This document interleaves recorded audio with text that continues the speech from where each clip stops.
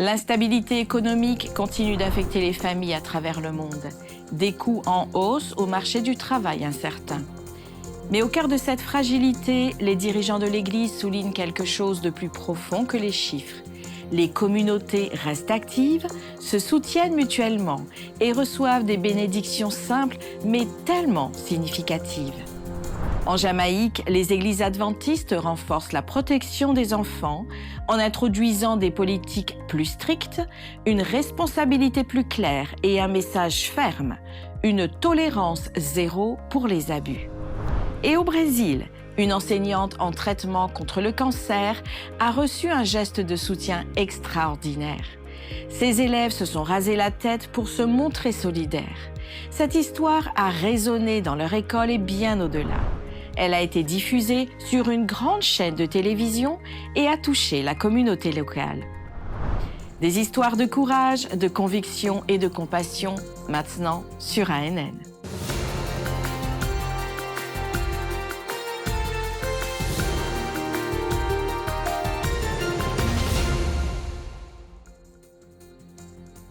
Bienvenue sur ANN.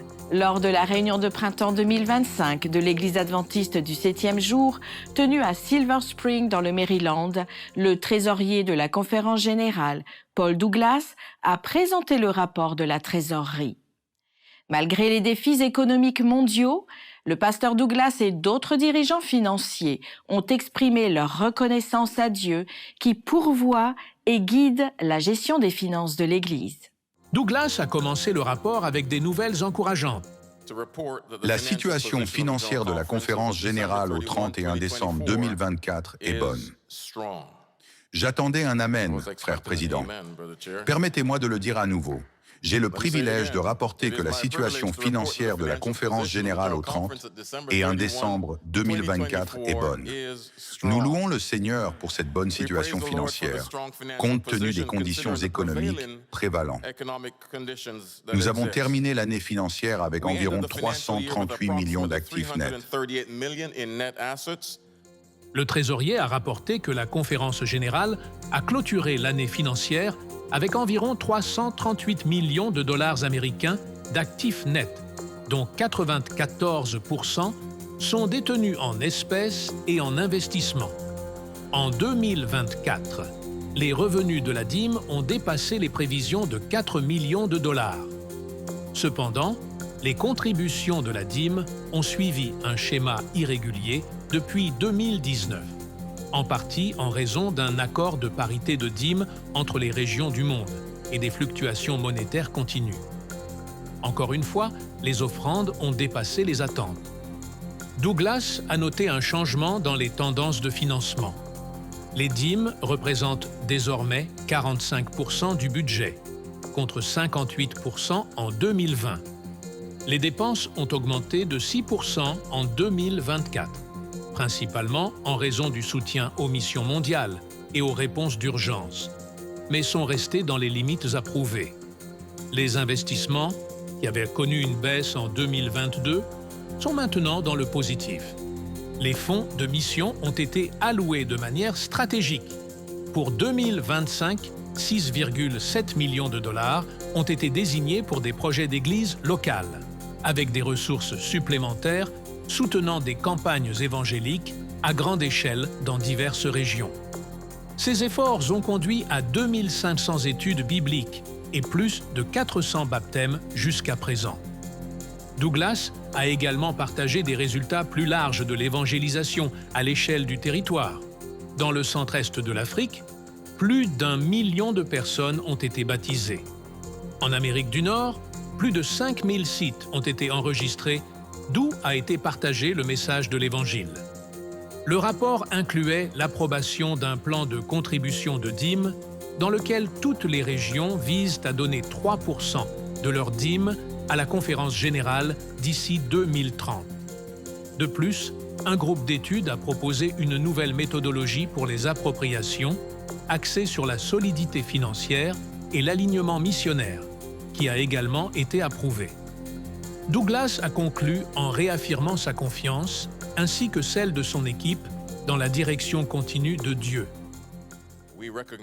Nous reconnaissons que Dieu est toujours aux commandes de son Église et le travail nous attend. Ce travail est mentionné en Matthieu 24, verset 14. Cette bonne nouvelle du royaume sera prêchée dans le monde entier pour servir de témoignage à toutes les nations. Alors viendra la fin. Nous servons un Dieu certain. Nous servons un Dieu puissant.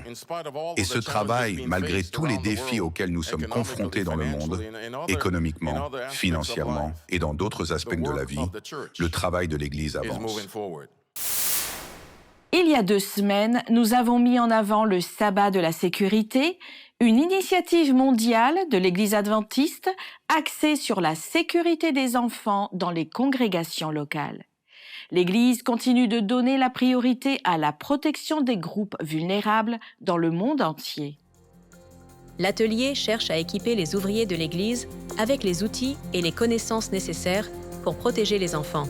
Lorraine Vernal, directrice des ministères des femmes, des enfants et des adolescents pour l'Église adventiste en Jamaïque, a souligné la politique de tolérance zéro de l'Église en matière d'abus, affirmant que tous les cas suspects devraient être signalés aux autorités.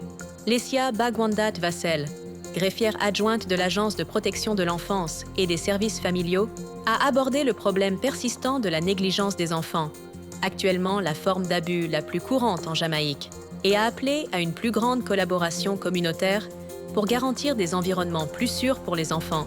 Les sujets abordés lors de l'événement comprenaient les lois locales sur la protection de l'enfance, la politique de protection des enfants d'ADRA et l'impact émotionnel des abus sur les jeunes vies. Au cours des dernières années, l'Église adventiste du 7e jour, dans la division interaméricaine, a pris des mesures intentionnelles pour protéger les plus jeunes. En 2017, l'Église a adopté une politique formelle de comité de protection de l'enfance, suivie d'une série d'ateliers nationaux et de sessions de formation pour les dirigeants d'Église, les parents et les enseignants.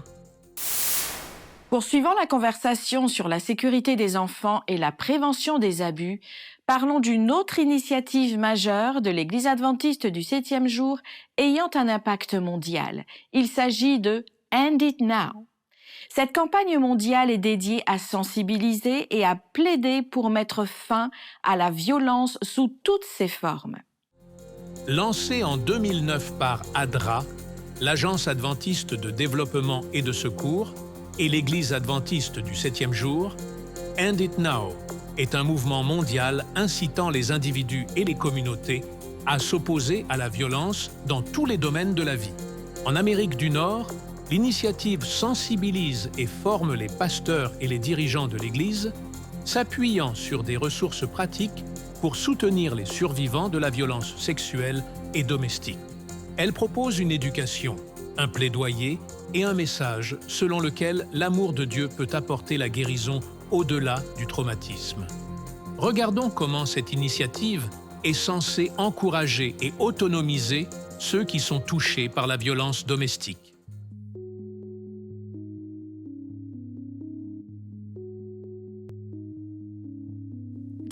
La violence domestique se produit même dans les foyers chrétiens. En tant qu'humains, nous ne sommes pas exempts de la souffrance parce que nous prétendons suivre Jésus.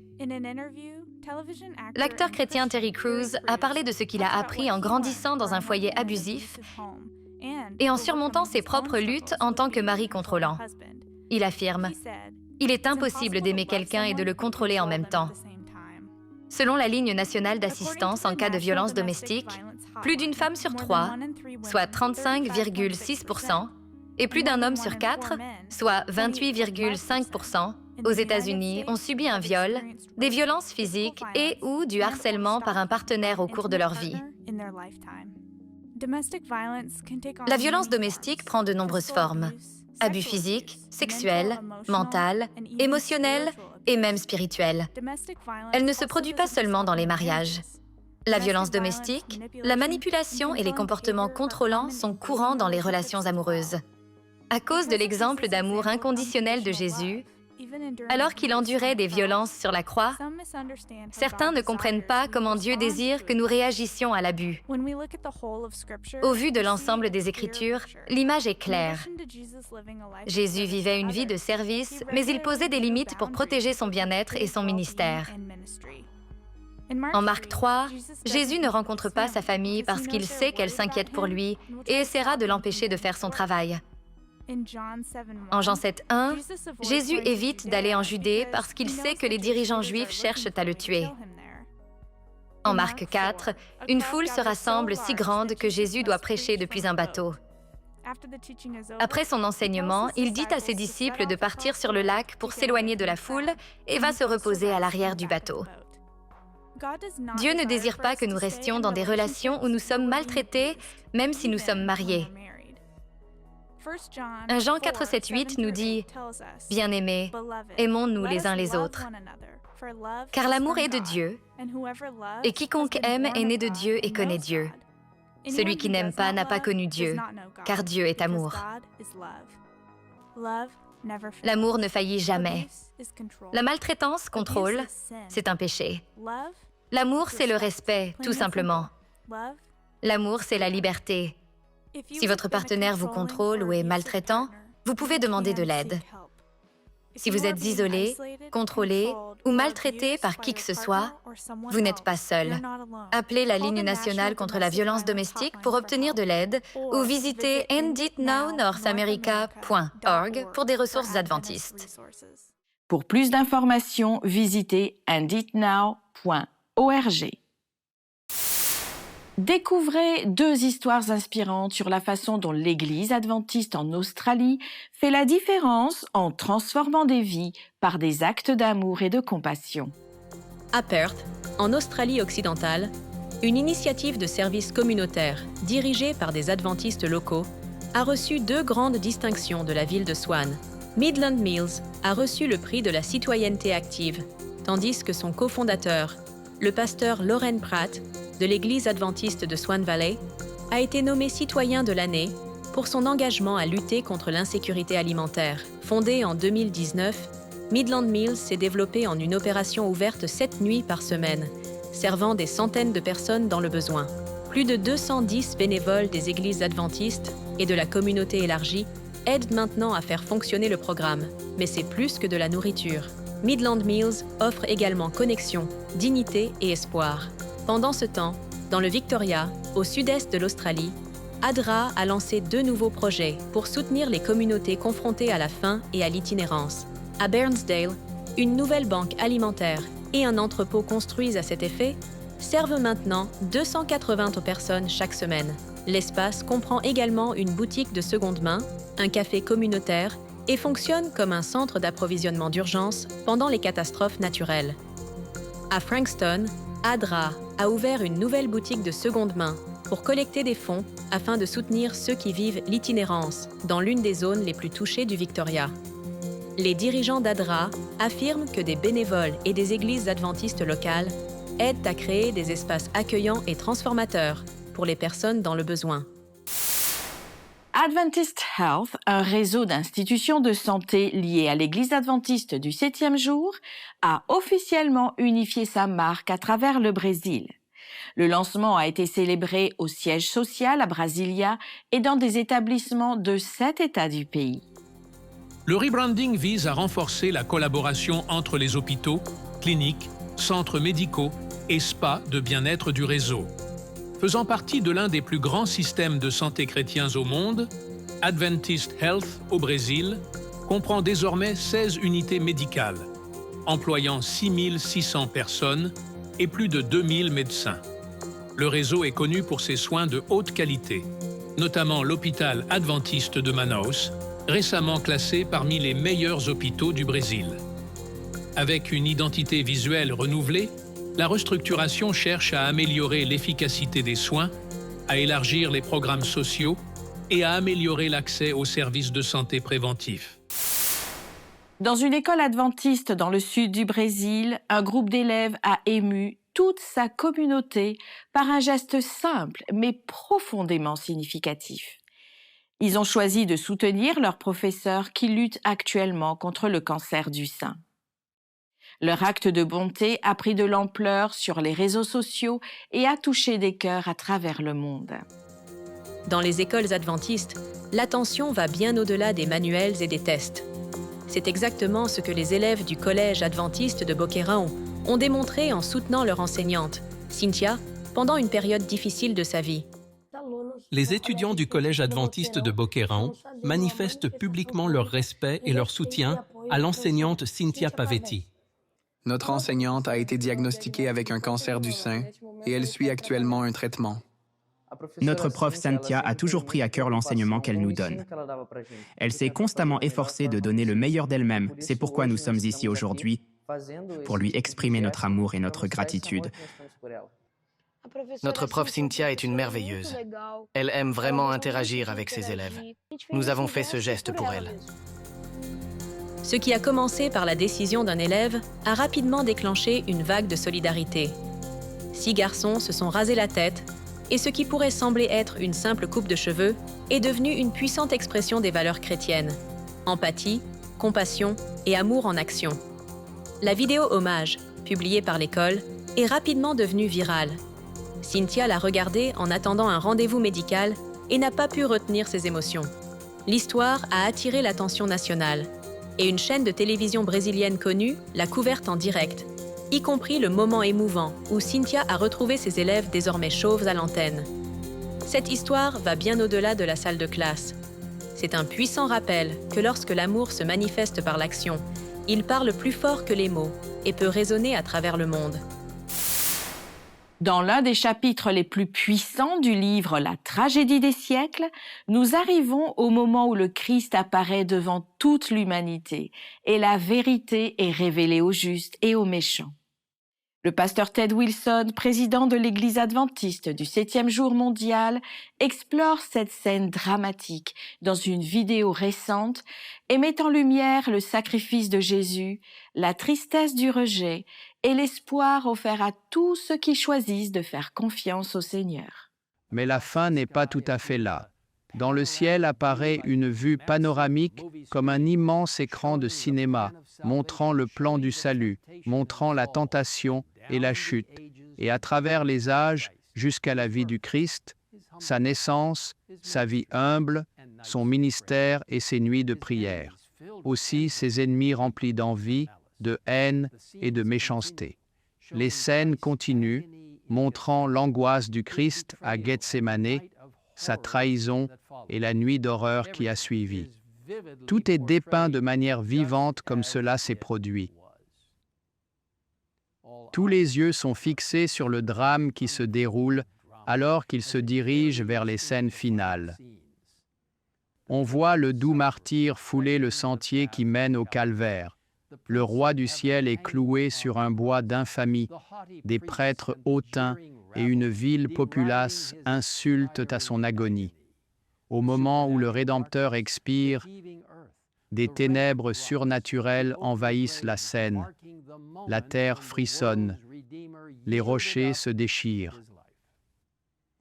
Les méchants qui regardent essaient de détourner les yeux de la scène horrible, tandis que les rachetés s'exclament « Il est mort pour moi ».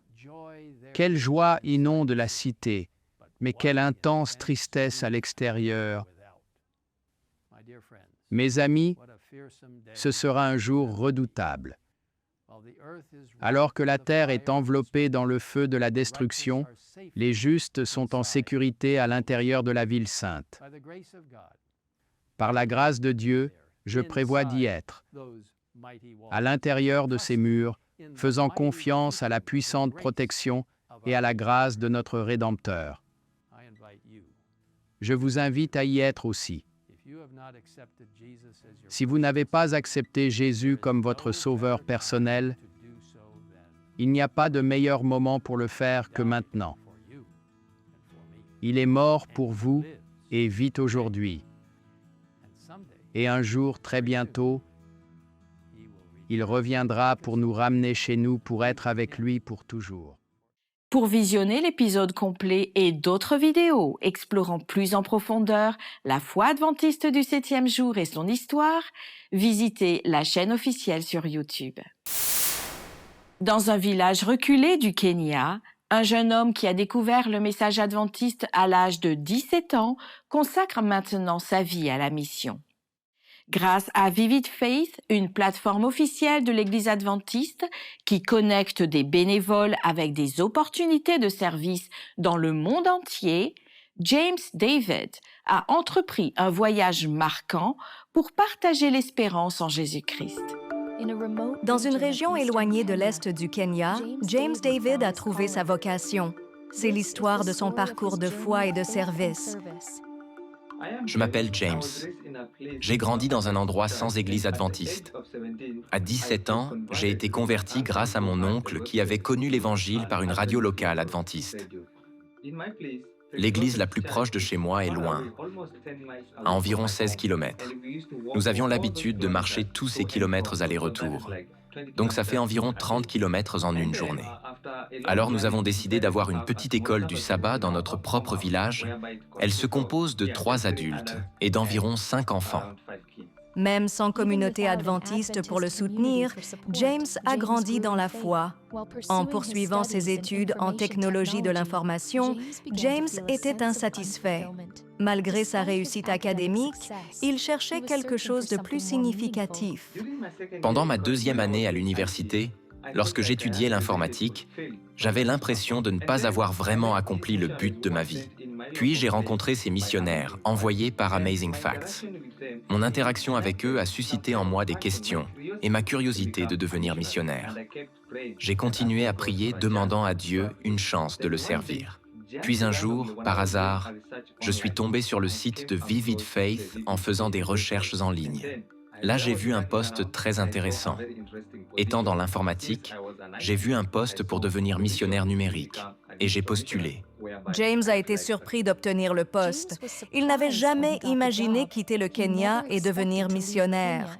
Évoluer dans une nouvelle culture a comporté des défis, mais sa foi était inébranlable.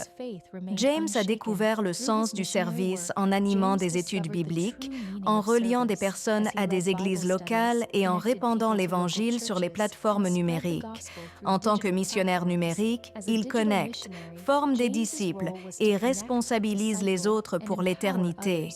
Il gérait des plateformes de réseaux sociaux, répondait aux messages et créait du contenu pour faire connaître Christ. Le travail de James allait au-delà du monde numérique.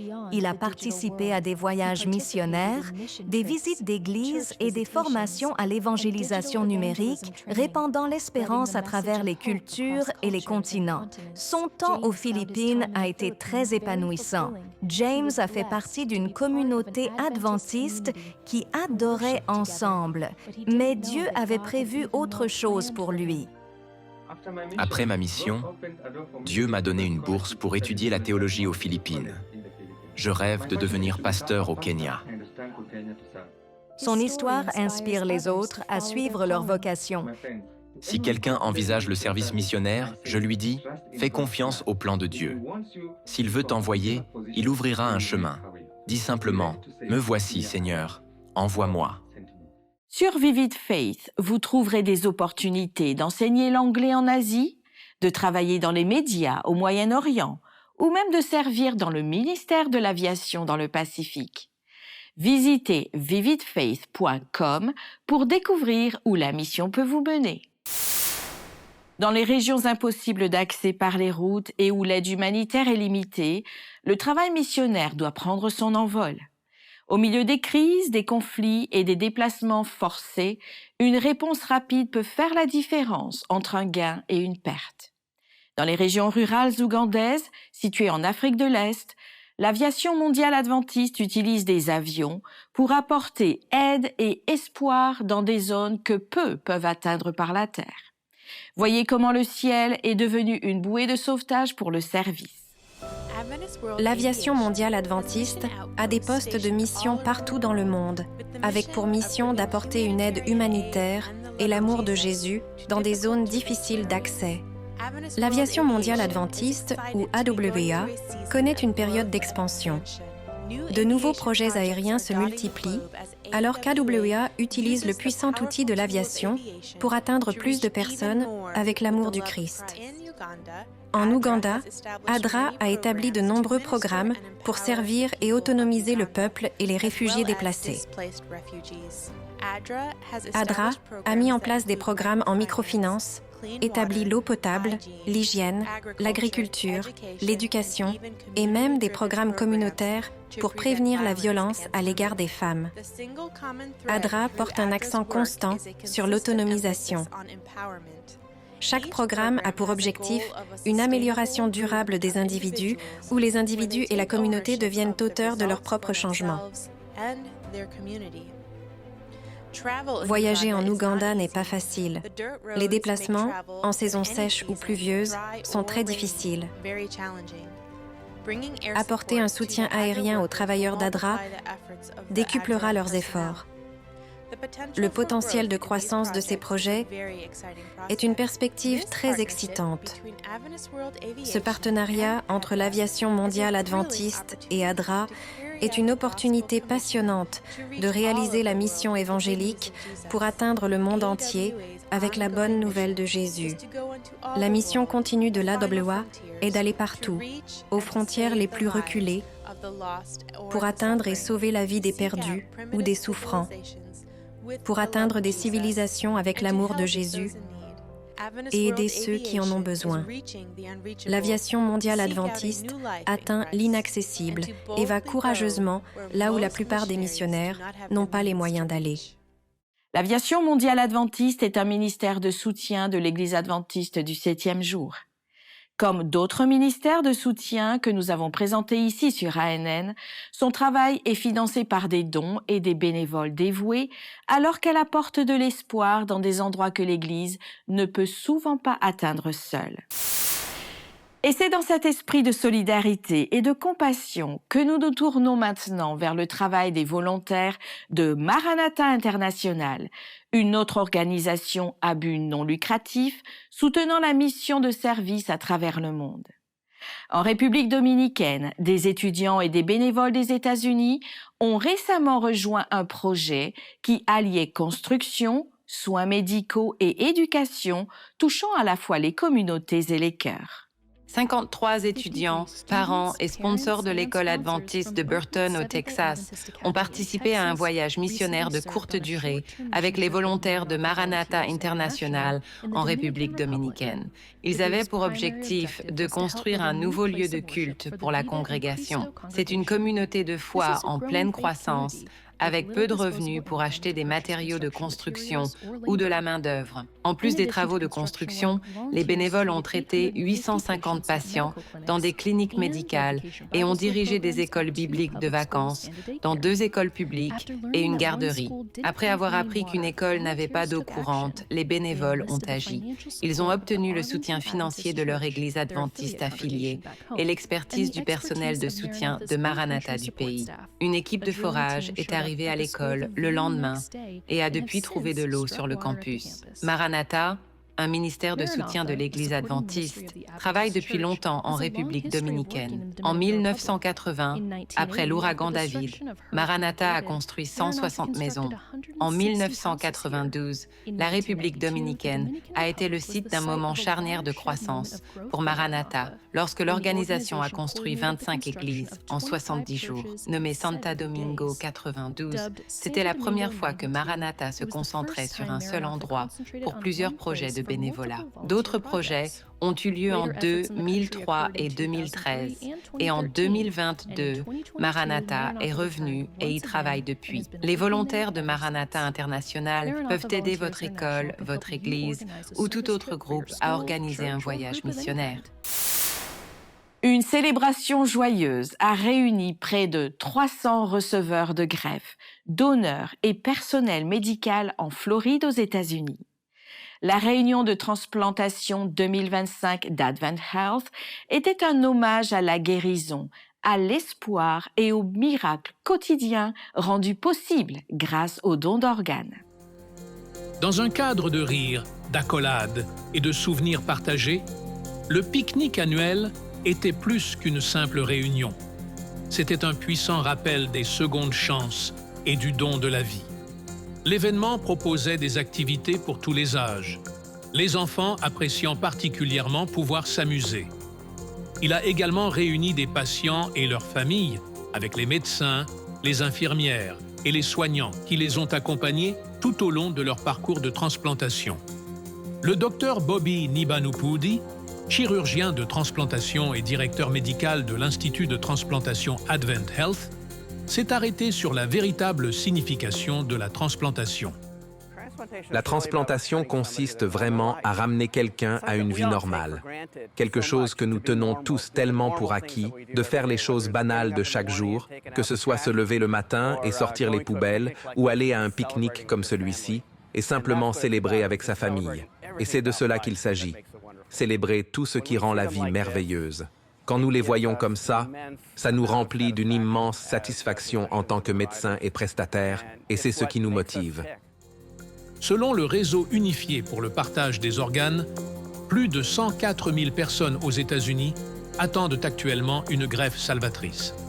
Parmi elles, près de 600 reçoivent des soins à l'Institut de transplantation Advent Health. L'un d'eux est Edward Jardine, un receveur de reins qui a partagé sa profonde gratitude. Pour moi, Advent Health est l'endroit qui a sauvé ma vie, restauré ma famille, mes amis et moi-même dans son ensemble. Pour beaucoup de personnes ici, la vie nous donne une seconde chance. Advent Health a permis cela. Il m'a donné une seconde chance à la vie, m'a permis de vivre et de restaurer ma santé physiquement, émotionnellement et spirituellement. C'est un endroit spécial que j'aime. C'est ma famille des transplantés. L'Institut de transplantation Advent Health travaille en étroite collaboration avec Our Legacy, l'organisation fédérale de collecte d'organes d'essais discomptés dans le centre-est de la Floride. Our Legacy joue un rôle crucial en coordonnant avec les hôpitaux et les familles de donneurs pour transformer la perte en vie pour les patients dans le besoin. Ainsi s'achève l'épisode ANN de cette semaine. Pour en savoir plus sur les croyances de l'Église adventiste du 7e jour, visitez adventiste.org. Pour les dernières nouvelles et des histoires inspirantes du monde entier, rendez-vous sur adventiste.news. Merci de votre fidélité et nous vous disons à la semaine prochaine.